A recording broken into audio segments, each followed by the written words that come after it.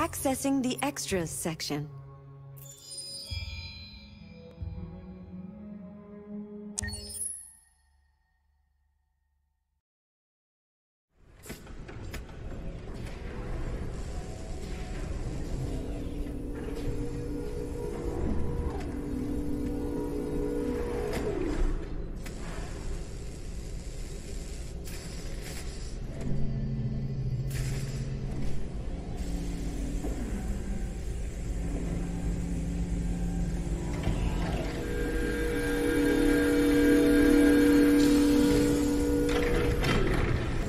From now on, your name is Kara. My name is Kara. Initialization and memorization checked. Now, can you move your arms?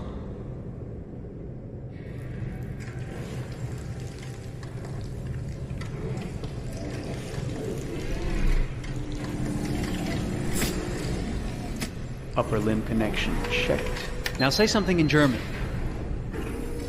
Ich bin ein AX400 Android dritter Generation, erschaffen als Ihr persönlicher Assistent und intimer Beziehungspartner. Say it in French. Je suis un androïde de troisième génération AX400, conçu pour être votre assistante personnelle et votre partenaire intime. Okay, now sing something in Japanese.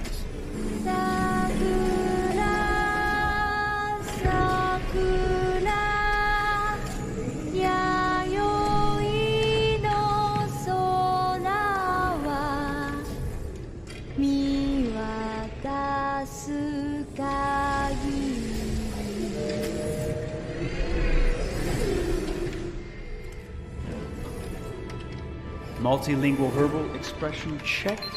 Go ahead, take a few steps.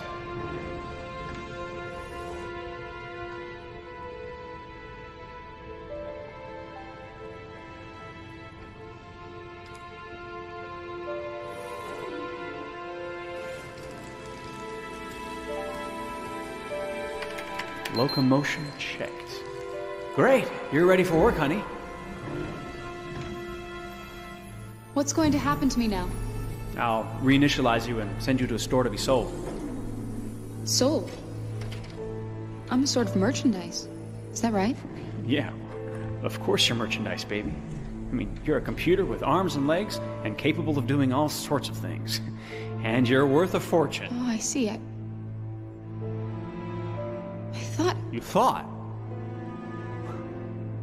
What did you think? I thought... I was alive. Shit, what is this crap? That's not part of the protocol. More memory components going off the rails. Okay, recording. Defective model. Disassemble and check the required components. You're disassembling me, but why? You're not supposed to think that sort of stuff. You're not supposed to think at all, period. You must have a defective piece or a software problem somewhere. No, I feel perfectly fine, I assure you. Everything is all right. I answered all the tests correctly, didn't I? Yeah, but your behavior is non-standard. Please, I'm begging you, please don't disassemble me. I'm sorry, honey, but defective models have to be eliminated. That's my job. If a client comes back with a complaint, I'm going to have some explaining to do. I won't cause any problems, I promise. I'll do everything I'm asked to. I won't say another word. I won't think anymore. But I've only just been born. You can't kill me yet. Stop, will you please stop? I'm scared.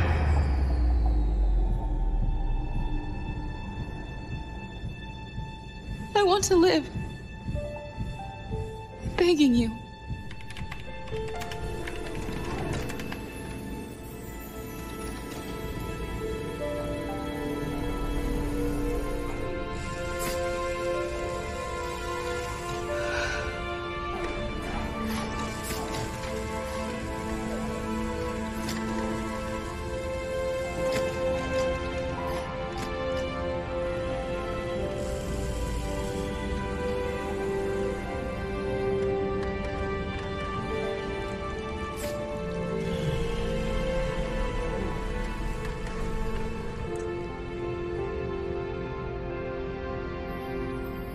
Go and join the others.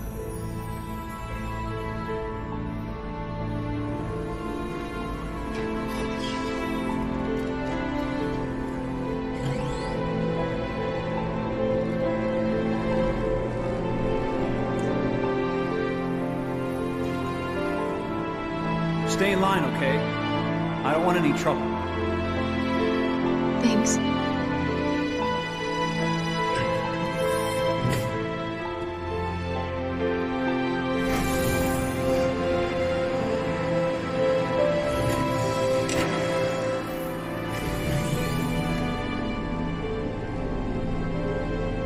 My God.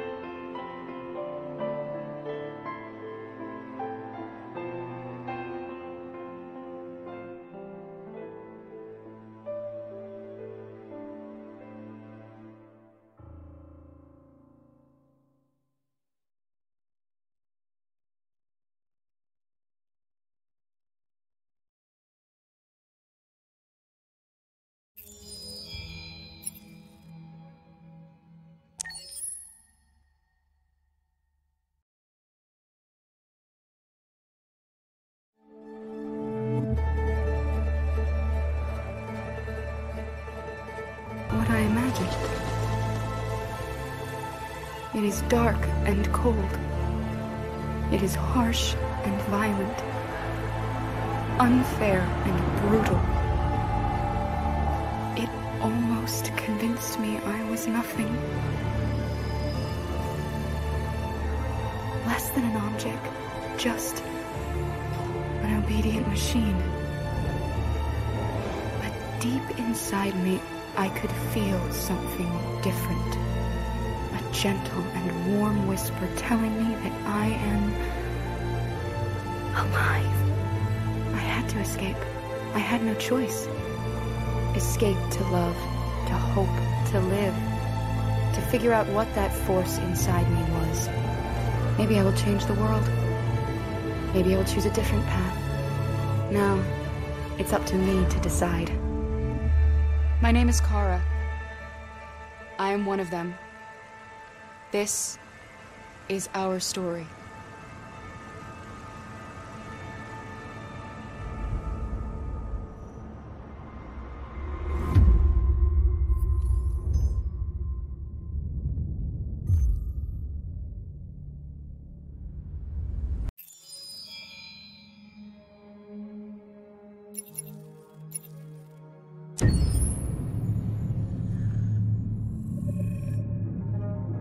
When David and Guillaume got back in touch about making Detroit, I wasn't terribly surprised they decided to make it because the fan response was so intense. So it makes sense that they would choose to do that after the enthusiasm.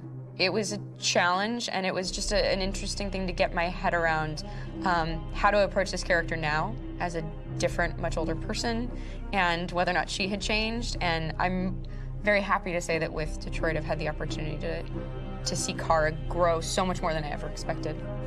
You do the housework, the washing, you cook the meals, and you take care of... God damn it, when the fuck's the light gone now? Alice! Alice! I mean, she starts out essentially how she does in Kara in a very, not robotic, but, you know, android, other way, and getting to take this journey where she becomes more and more human as it goes on. You know, and as an actor, that's a wonderful exploration in every way, whether it's how she sits, her posture, how her voice changes, how emotions change, and how much emotion is based on things like empathy and social experience. And so having, you know, as much material as I got with David to have this huge, nuanced arc was really incredible. Why couldn't we just be happy? This experience has been quite different than the experiences I've had shooting film or TV or doing theater work. I have 83 dots on my face and a really flattering black wetsuit type thing, and you're jumping around with props, and it's kind of like being a 10-year-old imaginative kid, which is fun. There's 80 cameras around us. It's already lit. So we just shoot and shoot and shoot and shoot and shoot. There's no change of sets, there's no hair and makeup, there's no wardrobe, so we move really fast, and we'll go through about 35 pages in a day. Working in TV or film will probably do 6 pages a day. It's kind of acting boot camp. It's like working out constantly. I mean, you're doing this thing and then you got to do something that's completely other back to back to back. And so that kind of process of working is very challenging, but it's also very exciting because you just have to keep coming up with new ideas. And your head goes all over the place because you're trying to keep track of basically 4 different storylines for each different response. You shot that girl, for fuck's sake. It was a machine that looked like a girl. Yeah, I know what I should have done. I just told you I couldn't. All right, I'm sorry. The fact that David Cade, he's telling like many stories interwoven from beginning to end is super complicated and super impressive, and I have no idea how he keeps it all in his head. He's not just the writer or the director who's seeing this from the outside eye. He's also thinking about the player walking through this space. You know, only somebody who really, really loves not the work, but like these characters and these stories and cares about doing something meaningful would invest that much in it. And it's always inspiring to work with somebody who cares that much. My experience with motion capture is this one. And I found it sort of terrifying in a way because they said the computer's going to build you. But then as we got into it, I realized all the elements of it were still artistic. I just dipped into a really brilliant setup here.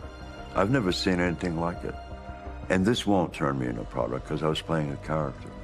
So it's wonderful. In the game, Detroit comes back because of a revolutionary industrial rebirth. And there's no reason why that can't happen in Detroit, because they have such tremendous infrastructure for millions and millions of people who can very easily support, you know, a new industry. The city is really strong and resilient, but the city has also been through so much. You see the damage. But it takes that time of kind of rebuilding and reinvesting into the city that I think is happening slowly but surely. The potential of Detroit as a city is something that this game does a lot of justice to, because it would be easy to look at Detroit as some place that used to be, and that's not the case. This game provokes a lot of conversation and reflection on our potential near-future engagement with machines. That's what we are to them.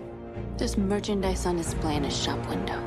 I think that a group that feels marginalized, feels like they deserve and have earned access to themselves and the environment around them, and are trying to figure out a way to articulate how to get freedom. What was I designed to be? Their slave? Their toy? It plays with your comfort levels. You think that this is fine, you're comfortable with it, until something blurs the line and throws you off, and now, do I feel differently about whether this should be allowed? Should it be banned? Should it be encouraged? You're gonna ruin our lives, and for what? For a bunch of machines? They are not machines! They are alive! I'm alive! You're alive! They're nothing! There are lots of comparable comparisons to any type of persecution of religion, race, etc., dating way back. It can't just be a video game where you shoot 'em up or where people make these choices to do whatever. I think that's the whole point. You have the choice, and you can either choose to go in one direction with your character or another. And I think that's going to be very telling about the gamer. Very telling. I think there's going to be a really strong reaction to this game, which has such a strong perspective. I'm that much more proud of it now to get to be a part of it, because it's important. In this game, you're actively building and designing the character through not just what kind of shield does he have or what color hair does she have, but like their temperament and the way they deal with problems. The different endings to this game are so radically different based off maybe seemingly insignificant choices in the moment, but like life, they all add up. And can't play life again, though.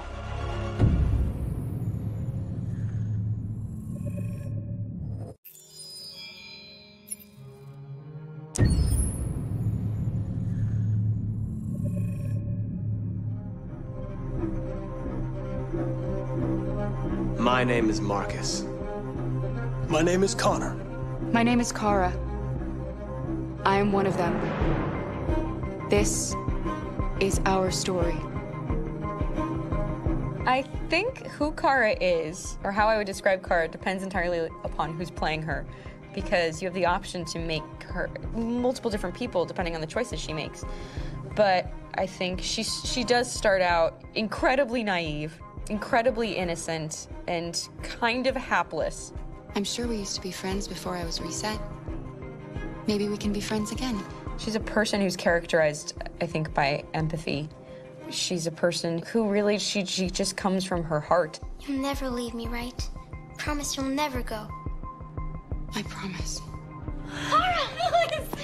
Are you okay? Are you hurt? Wait a minute. Leave her alone! Leave her alone! The really beautiful thing that I've had the gift to be able to do is to essentially build a person from the ground up, because that's what she's doing throughout the game. And with every experience she has and every person she meets, she's building, you know, first emotions and then the sense of judgment. And it's sort of an exploration of what it is to be a human. Don't worry. Luther and I will be right here.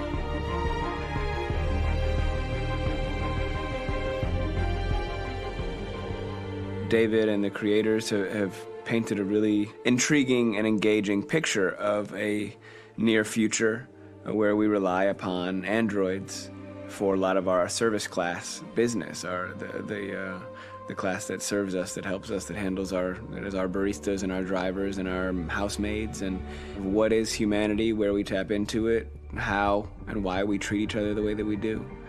And my character Marcus has a really intriguing journey, becoming deviant, realizing that he actually has feelings and human qualities inside of him, and it's a really incredible ascension into becoming fully realized and coming to terms with what you actually deserve better than this in life. And not only do you want it for yourself, but you want it for your peers. We've come here to demonstrate peacefully and to tell humans that we are also living beings. All we want is to live free. You know what? This thing, Dad, is not your son. It's a fucking machine! I think that a group that feels marginalized, feels disenfranchised, feels like they deserve and have earned access to themselves and the environment around them, and are trying to figure out a way to articulate how to get freedom. Connor is analytical. Connor takes things literally. He starts in the beginning place where he's very mechanical. He feels nothing inside, of course, and it's all just a system, a protocol that he is executing to get whatever he wants to happen, which is help humans stop deviants and to find the link between deviant androids. You were designed to serve humans, not kill them. What was I designed to be? Their slave? Their toy? Just say, I killed him. Is it that hard to say? Stop it! Stop! But of course, over the course of the story, and depending on the player's choices, Connor can grow in many different ways. He can deviate from that procedure or not. The moment of truth, Hank. Am I a living being? Or just a machine?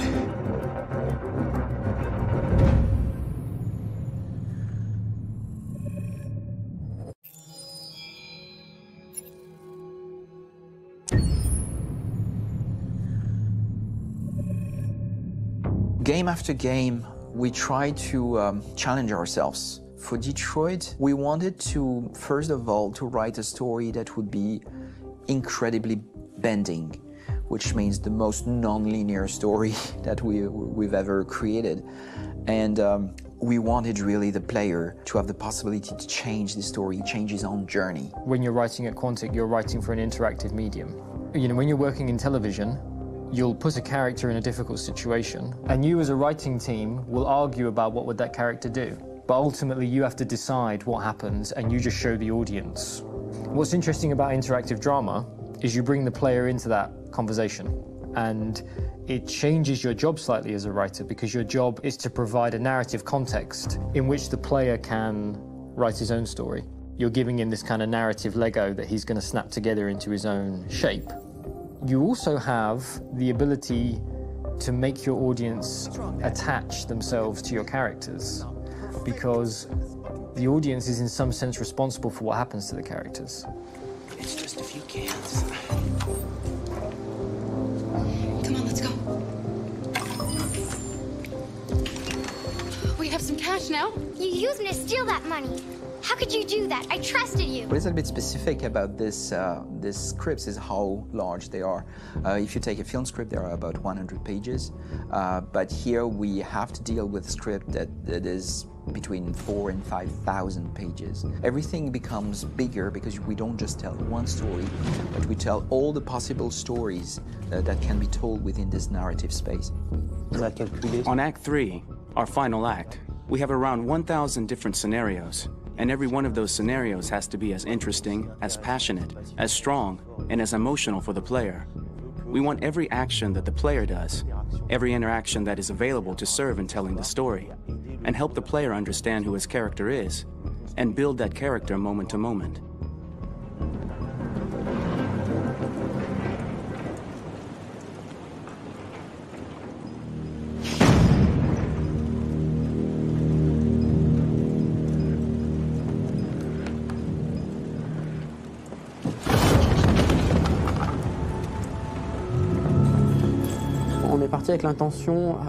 We started with the intention pretty early on that we would never lie to the player. So we implemented a visible tree structure in the game that players can consult during a scene or at the end of it, which shows exactly what they did and what they missed. There are games out there offering world exploration. We offer narrative exploration. You know, keeping control of such a wide and large story is a huge challenge. So same thing when you shoot with actors, because you will need to shoot many different versions of each dialogue, of each scene. For actors, it's a huge, huge challenge. Because of the style of the game, you have so many different ways that the character can go. Every decision, it's what I call kind of choose your own adventure. Like every decision that the player makes, it's going to open up 40 more pages of material and experience that ties in, which means as a performer, you have to try to continue to make things feel real that the player might not ever see, but also that in performance it's not always connected to a previous act. It's grueling, it's hard work, but it's a great team and I enjoy doing it. I was really frustrated, until I got to this point where I kind of was able to step outside of my own experience and even in a lot of ways my own process and be able to step outside of that and okay, this is something new, what do you need? How do I meet you there? How do I give you what you need and still feel like I'm doing what's right? And once I did that, then all of a sudden it got really fun. It was much freer and having to approach it in a new way and think about the player and think about how it serves them and what I'm doing for them or what I'm letting them into. It's really, I think, helped me grow in general. Remember, there's nothing on the left. That's a wall, so it's probably all there. And then make her come first, close. But I think you would go first to check that it's safe. Okay, sure.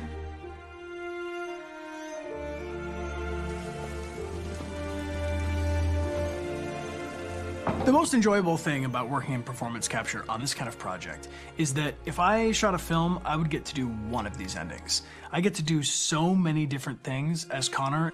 Your head goes all over the place because you're trying to keep track of basically 4 different storylines for each different response. What's the name of my dog? Buddy? Scout. I think it's Jack. I can't remember. So I worked with physicality a lot because it was a good way to anchor myself in these different rings of the tree as the story grows out. I know where that is physically in my body, and then I can switch more continually on set, and it'll be entirely up to the player to determine what order those things come out and what they look like from a distance. Like if you're playing through it, the culmination of all of that will be their version of Connor. I'm faster than you, and I don't feel pain. You don't stand a chance against me. Listen, asshole. If it was up to me, I'd throw the lot of you in a dumpster and light a match to it. Shooting action scenes at Quantic Dream is a real challenge because these are scenes where the storytelling has to continue. It's not an action scene just to have a dose of adrenaline. The stunts have huge consequences on the rest of the story. It's really a moment where we implicate the player and tell him that the choices he makes during an action scene will have a direct impact on the evolution of his story. My biggest challenge on Detroit has been managing the large number of animations that we received from motion capture. Detroit features more than 37,000 animations, which is a huge amount to handle on a daily basis.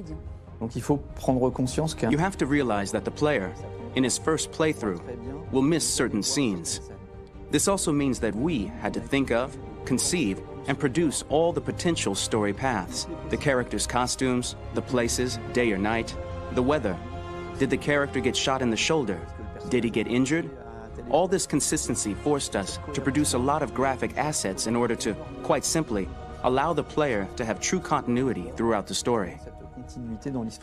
Honestly, we were even surprised by the challenges that come with such a big tree structure, and we did our best to guarantee quality across all the game and make sure that whatever path you choose within this narrative space, you will have an equally good experience.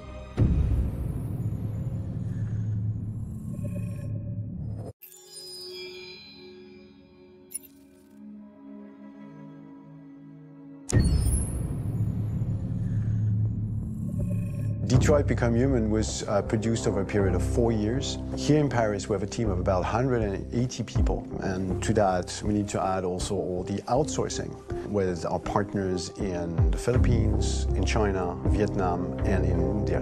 So when we started working on this story, I had to imagine where Kara was built. And for whatever reason, the city of Detroit came very quickly to my mind because it had already an incredible story by itself of history and themes. So we traveled there with the team, and we were really moved by what we saw, and we could really feel the desire to fight and really be born again. And we just continued this curve, this growth, and just imagine what Detroit would be like if the Android industry was, you know, using these huge factories to build androids there. A very strong element in Detroit is that there's a lot of industrial wasteland and a lot of nature too, and for us, the graphic designers, it was an incredible playground. The destroyed zones which we wanted to preserve, we appropriated them to turn into something else. Then in the areas that needed to be rebuilt, we were able to imagine our Detroit of the future. We didn't want to make a science fiction universe, but a world of anticipation. If we chose science fiction, we could have imagined flying cars, extraterrestrials, but those things are very far from our current everyday life. Anticipation is more about gleaning from our contemporary reality, the one we know, because Detroit is set in 2038, and 2038 is tomorrow. The difficulty we had was sticking to reality. That is to say, technology becoming more and more invisible, a lot more elegant, and at the same time, making it visual. So all the computer equipment, autonomous cars, we simply had to invent. They are in fact very technological objects, but at the same time remain very credible and ingrained in reality. To create a cohesive universe in the fashion and clothing of the human characters in 2038, I didn't want to put an accent on strange shapes, or really vibrant colors, and things we wouldn't know. That I wanted to keep for the androids. The goal was to create something familiar which we can identify with in this future setting. Working on the artistic direction for the androids was a bit special because this is a project about the place they could occupy in the human world. It was out of the question for them to be too beautiful or too perfect. They had to correspond to every social class, rich and poor. Inspired by everyday utilitarian clothes, I brought a modern touch by adding dynamic display surfaces, the armband we can see on the side, the triangle on the front and back, an LED. Like that, there's no confusion. Wait. You're sending an android? All right, now, we need to go. You can't do that. Why aren't you sending a real person? Once we cast the actors, we travel to meet them in order to scan their faces. We record the structure of their face with the scan. And we record the colors and patches of skin with photography. Once we have this information, we will use this as a basis for modeling and creating the characters. The artist will make it more realistic, but will also enrich it. He will propose ideas which we will develop together. Finally, we will have a character with character who corresponds to the project and the world. When the actors come to Quantic Dream, we show them the design, what their image will be, and what they will look like in the game. This extra information gives them another dimension and color to connect with emotionally. It helps them think about how to play their character. Your mission. That's all you care about, huh? You should consult a professional who can help you. Beat it, you hear me? Get the hell out of here! So there are 3 types of shoots at Quantic Dream. Shooting and performance capture, where you capture the whole actor, his voice, his face, and his body, these shoots are obviously done with American actors because the game's original version is in American English. After that, there are the body-only shoots, representing around 250 days of filming, while the performance capture is 100 days of filming. Now, body-only shoots, there are two types. There are the action shoots and the technical shoots, which are mokit shoots. Mokit is when the player controls a character on the screen, and he moves in an environment to explore it. This is of particular importance at Quantic Dream, and therefore we shoot a lot to offer a unique context for each scene and each character. To prepare a motion capture shoot, we first get together to look at the sets we need, the animations that we want to shoot, which ones need to be grouped together, or which ones need to be cut and shot at another time, so that we get the most out of the shooting day. This often means shooting scenes out of order, especially those with big props or accessories, like a big car, for example. So we shoot all the animations related to that particular prop first.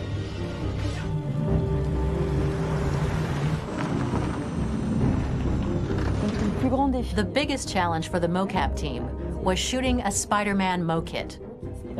We had to build a wall and attach an actor to a harness with cables so we could pull him up and render him climbing. The shooting on this game total took about, I would say, more than a year, maybe 1 and 2 years, with about 300 actors on set. So it's quite a massive production. But so much happened on this set between the stunts and the shootings with a little girl and all these great actors that we had. It was really a very, very memorable journey for the team and for myself. Today, Detroit has over 37,000 animations. When we retrieve the motion capture data, it's just a cloud of points, which represent all the markers worn by the actors. From this cloud of points, we have a phase called retargeting, which gives us a skeleton. This skeleton will be applied to the characters of the game. There is still work to be done, but this gives us the main movements. Since we are working on something very realistic, we must recognize the actor and also recover all the emotion he expresses in his performance. We use a system of facts, an identity card for each actor. We make the actor do a whole range of facial expressions. Then we recover all the expressions and paste the animations on a puppet that Jan has prepared. I then recover and refine these poses. I might stretch the lip, reinflate a cheek, tiny details that make the finished product really capture the actor. Because of the nature of our mocap system today, when we receive the animations, we're missing eye movements, and so the character has that dead look. He really has no eyes, so then it's a big part of the work for the animators to find the regard of the actor in relation to his position, in relation to the body, etc. It was crazy when I saw the newest model for Kara, because they've been working on it and working on it, and this was the first time I literally jumped in my seat. It not only looked so much like me, it was the fact that it looked so lifelike. It wasn't that it looked just like it was a camera, it was something else, you know, but it looked alive. It's exciting, and it's kind of terrifying.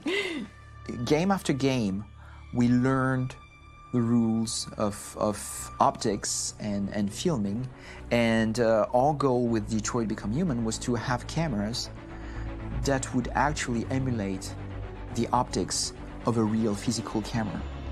So basically dealing with real-world imperfections was our main task, and just to make cameras look as real as we can. Once the animations are shot and processed by the animation department, integrated and polished, we film them. That is to say, we really do a mise en scène, as in cinema. The real difficulty of our job is to know if these cameras are telling us something. Are they in the emotion of the scene? Do they describe exactly what the action must convey, what must be felt? The most important challenge for me was one of the final scenes where Marcus decides to start the revolution and go to the battlefield. Very quickly, we imagined this to be a huge sequence shot. We wanted the feeling of a cameraman running behind us, while showing Marcus, the androids who help him, the person shooting at us, etc. Above all, it was necessary to say to oneself, this scene is very violent but does not glorify war. On the contrary, that war is something improbable and absurd. It was really a fun challenge. The idea was to say we have 3 characters. We would like each of them to have a specific cinematography. We wanted Kara to be much more filmed with some kind of handheld camera, to have something very living, very breathing. For Connor, we wanted something very cold and very perfect. And for Marcus, we wanted something epic and spectacular. So it was about the filming, but it was also about the photography. So we worked with a director of photography to give each character a different lighting, different key colors. Each of them would have their own worlds. And finally, we worked with the composers, so they would create a specific sound for each character, so each would have his own world and his own style.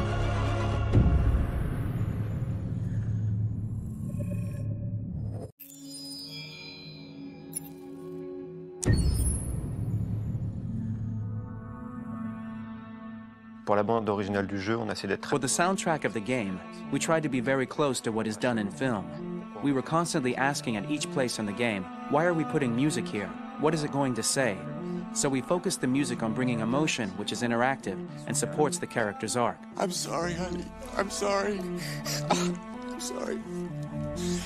You know I love you, don't you? You know I love you. We make games that are very narrative. We're really into interactive drama, so the soundtrack also had to go in that direction, supporting the 3 characters' very different stories. We really wanted 3 colors, 3 musical sound identities, and from there, having 3 composers made sense, since the story of Kara, Marcus, and Connor are all completely different.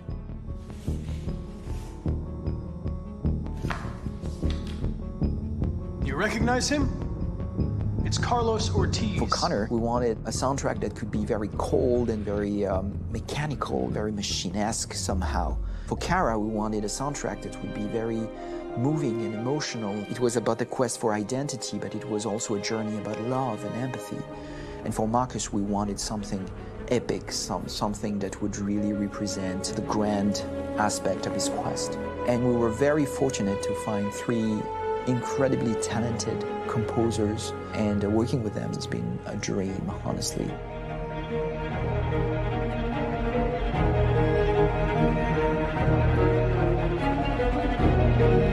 My name's Philip Shepherd, and I'm a composer and a cellist and a producer, and today we're at Abbey Road Studio One, which is my favourite studio in the world, and today we're recording the soundtrack for Kara from Become Human.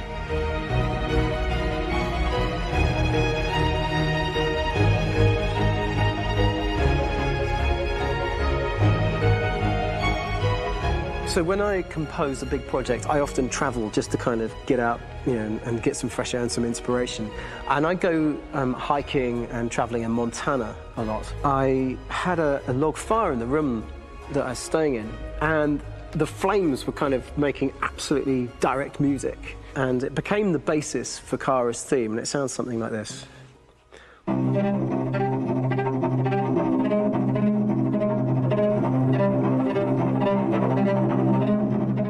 Now, over the top of that, I found a little theme that just seemed to fit over the top, which is taking Kara's name, Kara, and just using like a 2-syllable motif, and it sounds like this. We're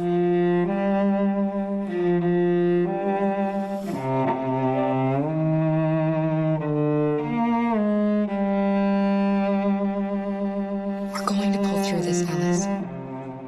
As long as we're together, nothing can hurt us.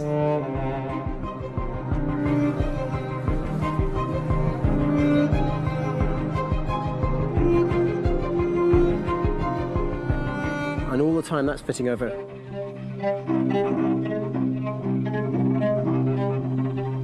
So it kind of works in lots of levels. And in fact, every single theme in the score has one of those elements built into it, and it becomes sort of the DNA of every single tune.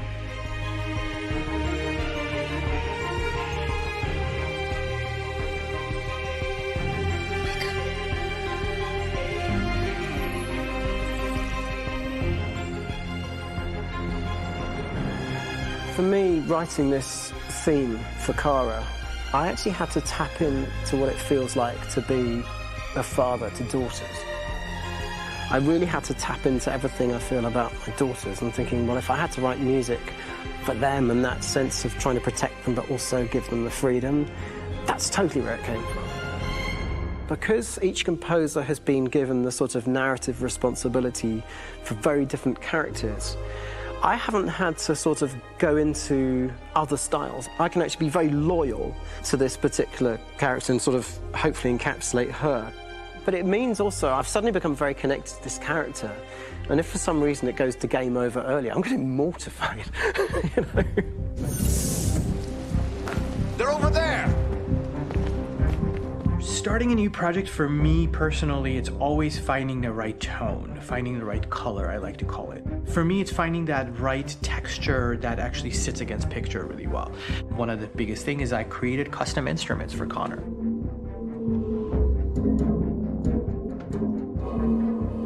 I pulled out all my vintage synthesizers to be able to capture this robotic person, if you will.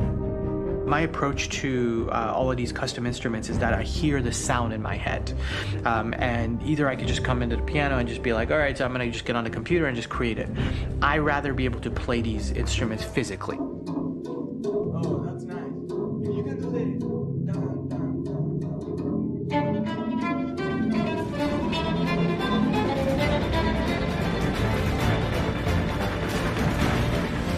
As soon as you see Connor the first time, there is a really interesting thematic idea that you hear, and that's just made out of a Moog synthesizer, but completely manipulated in multiple ways. And it's robotic. It has a little bit of an emotional to it. He's on his mission, so you feel that as well. So it just kind of gives you that cold, motionless, with a mission in hand that you kind of feel throughout the whole thing.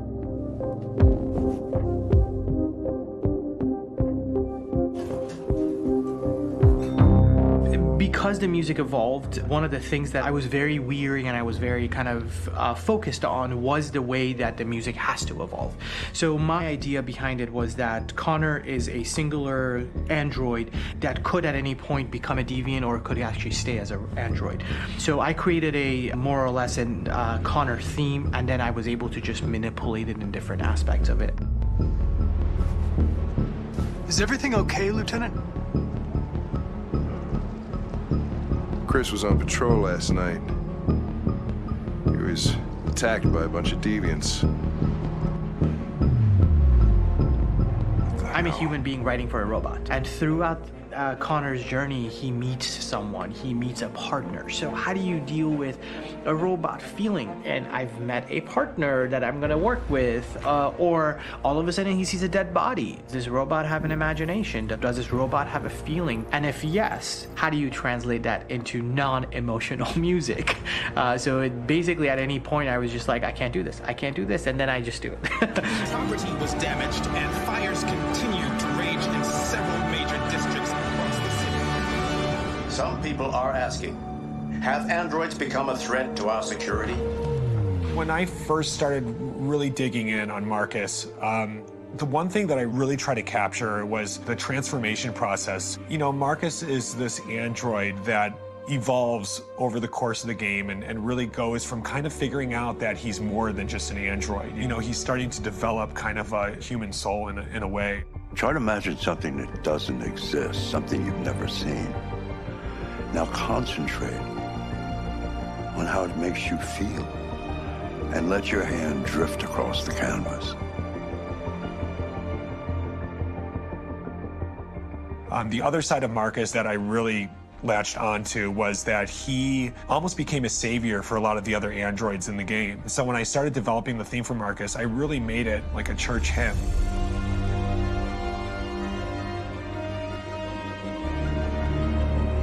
I wanted it to be very simple. I wanted to make it a chordal melody. I really wanted to make it almost like a Bach hymn. The tough thing with that is it had to be recognizable. If I made it too complex from a harmonic standpoint, it would be hard, I think, for people to kind of pick it out and recognize it. It's very acoustic, derived, but it's also been treated with a lot of effects and things to kind of put it into the space that I felt the sound should be in. It can be beautiful, it can be haunting, it can be extremely powerful from an action standpoint, and I'm really happy with the way it turned out.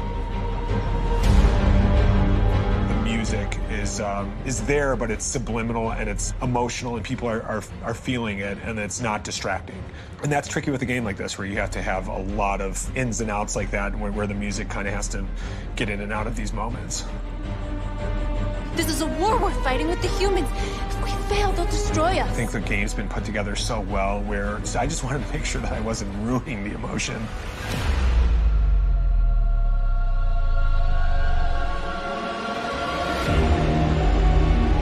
I gotta be honest, when we first started on this path, I've said, oh man, this could be pretty messy, you know? I mean, it could feel disconnected, but I mean, it's amazing how they really guided us and got us to really kind of all be in the same world, but at the same time feeling completely different. So it's really gonna stand out and kind of be one of those games where people are really gonna notice the music and kind of how it was crafted, and, you know, and all the hard work that went into being able to pull it off in a graceful way.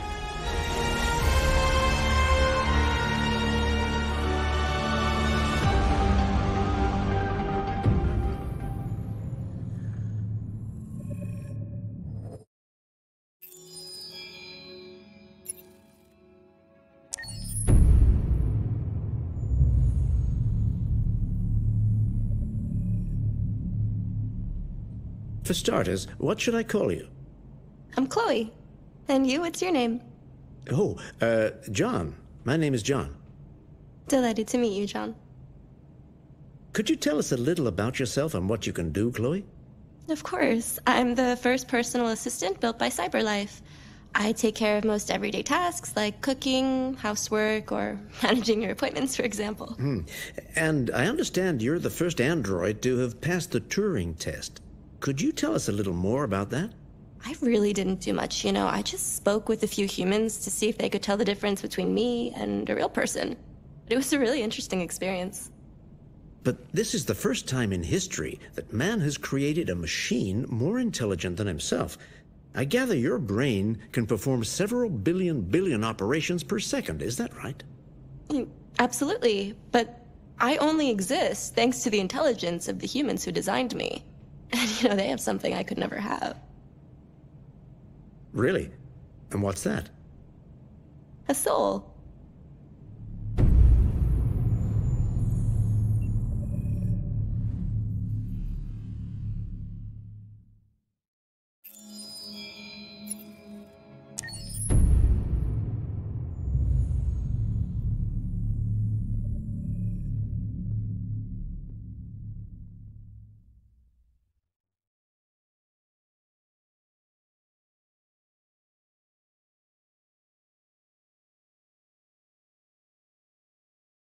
Hold on, just a little while longer. Hold on, just a little while longer. Hold on, just a little while longer. Everything will be alright. Everything will be alright. Fight on, just a little while longer. Fight on, just a little while longer. Fight on, just a little while longer. Everything will be alright. Everything will be alright. We will sing on, just a little while longer. Sing on, just a little while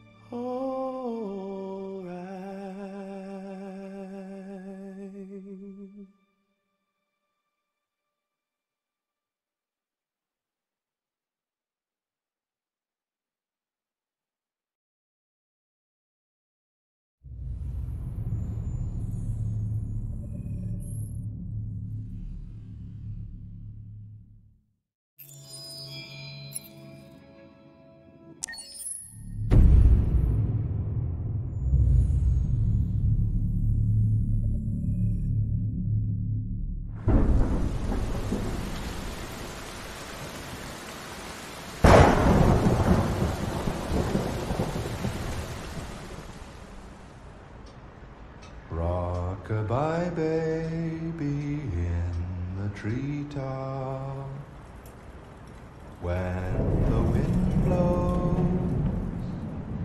the cradle will rock. When the bough breaks, the cradle will fall. And down will come baby, cradle and all. Rock-a-bye baby in the treetop. When the wind blows, the cradle will rock. When the bough breaks, the cradle will fall. And down will come baby, cradle and all. Rock-a-bye baby in the treetop. When the wind blows, the cradle will rock. When the bough breaks, the cradle will fall. And down will come baby, cradle and all.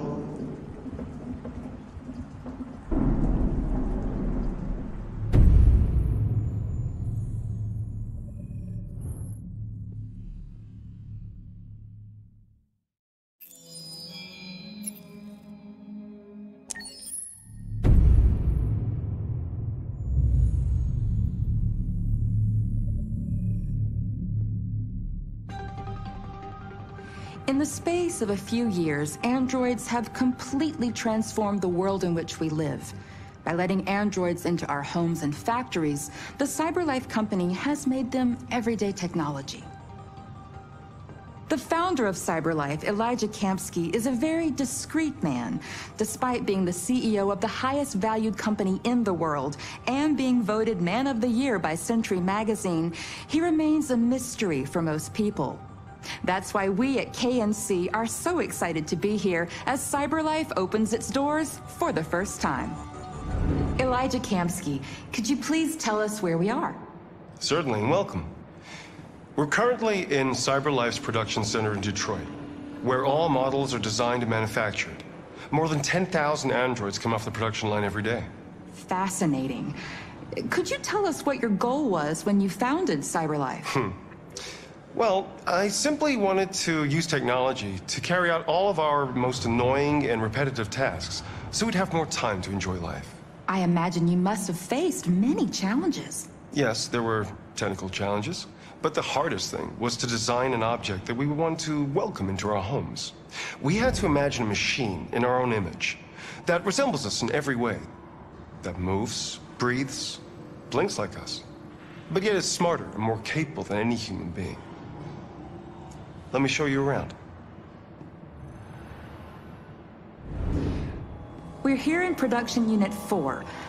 Could you explain in a few words how the androids are made? Sure, yeah, it's very simple. We use machines to manufacture machines. The removable parts are assembled on a production line, and then we apply a synthetic skin to the whole body. A human operator checks the cognitive abilities with a pre-established protocol, and finally, the android is conditioned and sent out throughout the country. Here's the result. Say something. Hello. I am a RZ400 model. How can I be of service?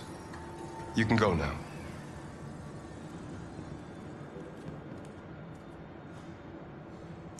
Our androids are already replacing humans in many fields. For example, they represent more than 80% of all university professors and 63% of all medical staff. Tomorrow they'll replace our soldiers, and who knows, maybe one day, our leaders, to make the best decisions in humanity's interest. Come on. Replacing humans with machines has led to record unemployment of 28%. What do you think about the situation? Okay. The first steam engines also caused an increase in unemployment. But no one today would imagine turning back the clock. Artificial intelligence makes everyday lives easier. Nothing can stop progress. What's happening here is inevitable. These days, more and more people choose to live with an android rather than another human being. Does this development worry you?